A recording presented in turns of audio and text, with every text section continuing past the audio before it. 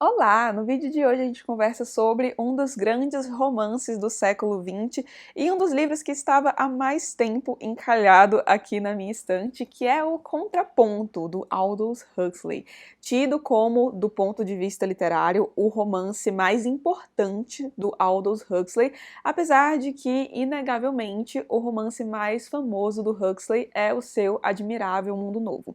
E eu queria começar a falar sobre este livro já a partir do título, contraponto. Contraponto é um conceito que vem da música e, em linhas gerais, o contraponto é a sobreposição de duas ou mais linhas melódicas. Vou dar um exemplo aqui, um exemplo bem tosco, tá? Sabe quando alguém tá tocando violão e fazendo o acompanhamento? Então, cantando uma música e fazendo o acompanhamento com o violão?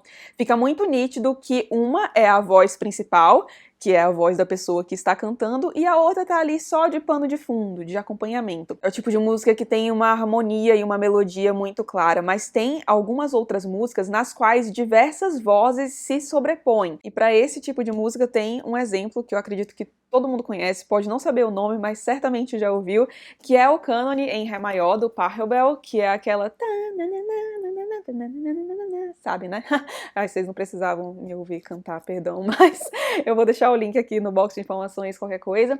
E essa música foi originalmente composta para 3 violinos, então são 3 violinos cujas vozes se sobrepõem ao longo da música. Espero que tenha dado para entender o que é o contraponto sob o ponto de vista musical, e eu quis fazer essa explicação aqui porque eu acho que entender o que é o contraponto na música é muito importante para entender o que o Huxley faz neste romance aqui. Aliás, eu preciso dizer que eu achei o título genial. O professor Jorge de Almeida, que faz uma exposição sensacional sobre este livro aqui no programa Literatura Fundamental, vou deixar o link aqui para onde vocês podem ver, aqui no YouTube mesmo, tá aqui no box de informações, não deixem de ver após a leitura desse livro, vale muito a pena mesmo.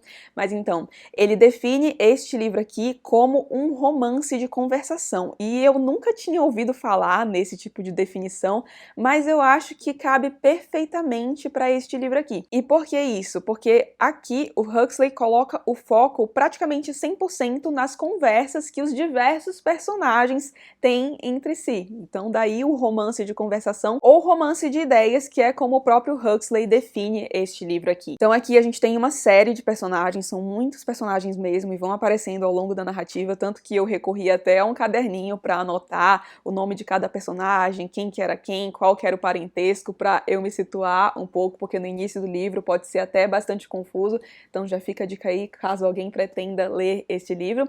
Mas então, a gente tem essa série de personagens conversando entre si, e é como se cada um fosse um instrumento diferente, esse livro fosse uma grande orquestra com diversos instrumentos, cada um apresentando uma voz diferente, e aí que vem a genialidade do título, porque a gente tem o contraponto, no sentido musical, de diversas vozes se sobrepondo, mas o contraponto também no sentido que a gente costuma usar no dia a dia, que é você contrapor a ideia de alguém. Então, por exemplo, eu tenho uma opinião e a pessoa tem uma opinião distinta da minha, ela faz um contraponto à minha opinião e eu faço um contraponto à opinião dela. E este romance aqui foi muito importante para a época. Eu falei no início do vídeo que este é um dos grandes romances do século XX. Ele foi publicado em 1928 e é um livro que reflete bastante sobre as causas da Primeira Guerra Mundial, aqui principalmente nas ideias que os personagens apresentam. Cada personagem aqui, de certa forma, incorpora uma ideia distinta. Reflete também sobre as consequências da Primeira Guerra Mundial e também o Huxley consegue antecipar aqui, ver algumas coisas que estão em formação já e que vão ter muita importância lá na frente na Segunda Guerra Mundial, como, por exemplo, o fascismo. Este livro aqui é, na verdade, um grande retrato da sociedade da época, principalmente da sociedade inglesa. O Huxley era inglês e faz parte de uma família nobre da Inglaterra, uma família de longa tradição de intelectuais. E no início do século XX, na Inglaterra, a gente vê alguns processos que tiveram a sua origem no fim do século XIX se intensificando cada vez mais, como, por exemplo, a decadência da aristocracia. E isso é muito bem retratado aqui. O Huxley dá bastante foco à questão da luta de classes aqui, até porque a hierarquia na sociedade inglesa era algo muito visível. E o Huxley traz muito aqui também o conflito conflito entre aristocratas e não aristocratas. Então ele retrata muito bem aquela aristocracia que já tem uma longa tradição ali, mas que é um pessoal ineficiente, uma aristocracia perdulária que vive dos seus grandes bailes e vive basicamente uma vida de aparências. Tem também aqueles que desejam ser parte da aristocracia e procuram se cercar dela, mesmo não tendo a origem nobre. Tem aqueles que odeiam a aristocracia, às vezes por puro ódio mesmo, às vezes por pura inveja. Tem personagens aqui que apresentam simpatias às ideias do socialismo. A gente tem também a figura da mulher mais independente, ganhando um pouco mais de liberdade, a questão da emancipação feminina. Todos esses tipos são muito bem retratados pelo Huxley, e talvez esses tipos sejam tão bem retratados aqui porque muitos dos personagens foram inspirados em pessoas reais. Tem um personagem aqui inspirado no Baudelaire, que é o Maurice Spandrel. A figura feminina mais independente é personificada na Lucy Tantamount, que foi inspirada em uma mulher chamada Nancy Cunard, que era uma espécie de musa de diversos grandes artistas, como por exemplo o Ezra Pound, o Hemingway, e musa do próprio Huxley, que aliás teve um relacionamento com ela, um relacionamento não muito bem sucedido, aliás. E temos também um personagem inspirado no próprio Aldous Huxley. Ele coloca um alter ego dele aqui, um personagem chamado Philip, que também é um escritor, e o Aldous Huxley usa esse personagem aqui para fazer algo que, na minha opinião, é fantástico. Foi uma das coisas que eu mais gostei do livro, que é, o Philip é um escritor, né, como eu acabei de falar. E aí, ele tá escrevendo um livro, mas a gente vê que ele tá ruminando. Ele vai entre idas e vindas, fica pensando ali sobre o tipo de livro que ele quer escrever. Só que aqui a gente tem alguns trechos do diário do Philip.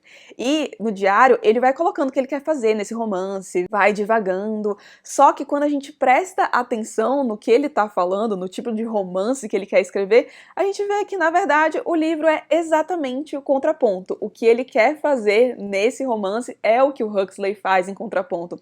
Então, acho que é uma espécie de diário do próprio Huxley meditando sobre o que ele queria fazer nesse livro aqui. Eu achei sensacional, inclusive, acho que as passagens do diário do Philip foram as minhas partes favoritas do livro, gostei muito mesmo. Eu até destaquei uns trechinhos aqui do capítulo 22, chamado Do Caderno de Notas de Philip Quarles. E aí a gente tem aqui na página 462, a musicalização da ficção. Não a maneira simbolista, subordinando o sentido ao som, mas em grande escala, na construção.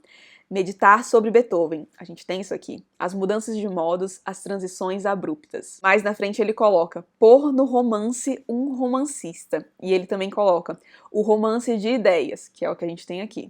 O caráter de cada uma das personagens deve se achar, tanto quanto possível, indicado nas ideias das quais ele é porta-voz. Não vou falar tudo que o Huxley fala aqui para vocês, mas aqui a gente tem basicamente o livro destrinchado, as ideias que o Huxley queria passar aqui. Eu adorei. E isso da musicalização da ficção é uma das coisas que eu mais gosto aqui no livro. Eu sou suspeita para falar porque eu estudo música, mas eu acho realmente esplêndido. E até no início do livro tá acontecendo uma apresentação de uma fuga de bar, num jantar da aristocracia. E aí tem uma parte na qual um personagem começa a pensar um pouco sobre a fuga, e aí a gente vê que é um pouco do que acontece no próprio romance. E aí eu queria até ler um trechinho em relação a isso, tá aqui na página 40, falando da suíte em si menor de bar. As diversas partes vivem suas vidas separadas, elas se tocam, seus caminhos se cruzam, combinam-se um instante para criar o que parece ser uma harmonia final e perfeita, mas somente para tornarem a se separar mais uma vez. Cada uma é sempre só, separada e individual. Eu sou eu, afirma o violino. O mundo gira em torno de mim. Em torno de mim, reclama o violoncelo. Em torno de mim, insiste a flauta. E todos igualmente têm razão e igualmente se enganam, e nenhum deles quer escutar os outros. Na fuga humana, há 1.800 milhões de partes. Ou seja, ele tá falando de bar, mas ele também tá falando do que acontece na própria humanidade. E aí a gente vê bem essa relação do título, né, contraponto, no sentido que a gente usa mais coloquialmente, e na música. E esse livro também, por muitas vezes, parece um híbrido de romance e ensaio. O Huxley, aliás, era um grande ensaísta, produziu muitos ensaios, a gente tem até alguns deles publicados aqui no Brasil. E eu digo isso porque, a partir partir do diálogo entre os personagens, é como se ele estivesse escrevendo, no fim das contas, um grande ensaio sobre a sociedade, sobre seus valores éticos, sobre valores morais. Ele discute aqui também sobre aspectos da religião, da arte, da ciência. Eu acho que a veia ensaísta do Huxley tá bem forte aqui. Agora eu queria fazer umas pontuações mais gerais sobre o livro. Primeira coisa, eu não acho que este aqui é um livro que irá agradar a todos. Bom, nenhum livro é unanimidade, né? Mas este aqui acho que é o tipo de livro ame ou odeie, até pelas coisas que eu li sobre ele e também pelo que vieram me falar. Umas falavam, meu Deus, amo muito esse livro, e as outras, nossa, eu detestei, não consegui nem terminar. Então acho que é um livro bem ame ou odeie mesmo. E aí, pra você saber se você vai gostar desse livro ou não, acho que tem um ponto bem chave, que é, se você é um leitor que gosta de uma história mais tradicional, com um enredo muito bem definido, o enredo mais tradicional mesmo, talvez você não goste desse livro aqui. Aliás, eu diria que a probabilidade de que você não goste é bem grande, porque realmente o enredo não tem muito foco aqui. O final, por exemplo, não tem o final resolvidinho, bonitinho, é um final bastante abrupto. Então, se você gosta de um enredo claro, talvez você não goste deste livro aqui. Sobre esta edição aqui, que sai pela Biblioteca Azul, e é a única edição que a gente tem deste livro aqui no Brasil. Os direitos da obra do Huxley aqui no Brasil pertencem à editora Biblioteca Azul. E o que eu achei da edição? Primeiro, a tradução é de ninguém mais, ninguém menos que Érico Veríssimo, que era um grande fã deste livro, foi responsável, aliás, pela divulgação do livro aqui no Brasil. E da tradução dele, eu queria falar um ponto só que me incomodou, porque tem um trecho aqui que o personagem tá fazendo um discurso, tipo, ai, fica mais calmo aí, cara. E aí, no fim do discurso, ele coloca: olhai os lírios do campo, e esse é o título de um dos livros do Érico Veríssimo. Então, acho que ele puxou um pouco a sardinha ali pro lado dele, não cheguei a ver o original, não consegui achar o e-book de forma gratuita e legal para que eu pudesse consultar. Se alguém souber, me fala aqui, mas enfim, eu não gosto muito quando esse tipo de coisa acontece. Mas sobre a tradução, é só isso que eu tenho a falar, até porque, né, quem sou eu para ficar falando de tradução a rodo aí. Mas sobre a edição ainda, uma coisa que me incomodou bastante, tem muito erro de hifenização aqui. Eu li esse livro aqui também com a minha amiga Renata e ela também ficou bastante incomodada com isso. Tem diversas partes aqui do livro que fica meio confuso, porque os erros de hifenização são muitos. Então, Biblioteca Azul, vamos rever isso aí para as próximas edições, não é? Agora, minha opinião sobre esse livro, que eu acho que eu nem falei ainda. Mas então, sabe quando você lê um livro, entende a genialidade por trás dele, mas mesmo assim não consegue gostar tanto do livro? Então, esse foi o meu caso com este livro aqui. Não é um livro que eu achava uma delícia ler, assim, que ficava animada, tipo, ah, agora eu vou ler Contraponto, não, assim, não lia querendo morrer também, nem nada, tipo, ai meu Deus, que tédio ler Contraponto, mas não foi um livro com o qual eu consegui me envolver mesmo, sabe? E aí, quando eu falei isso no vídeo que eu fiz sobre as leituras do mês passado, eu concluí a leitura deste livro aqui no mês passado, vou deixar o link aqui no box de informações, e aí quando eu comentei lá que não tinha gostado tanto, e eu falo um pouco da descrição do livro também, que é essa coisa de cada personagem representar uma ideia, maior foco no diálogo e não no enredo. Aí, tendo em vista tudo isso, a Andy fez um comentário falando que, pela descrição que eu fiz, parece que o livro lembra bastante A Montanha Mágica, e A Montanha Mágica é um dos livros da minha vida, facilmente entre os meus 10 preferidos da vida. Aliás, o Wendel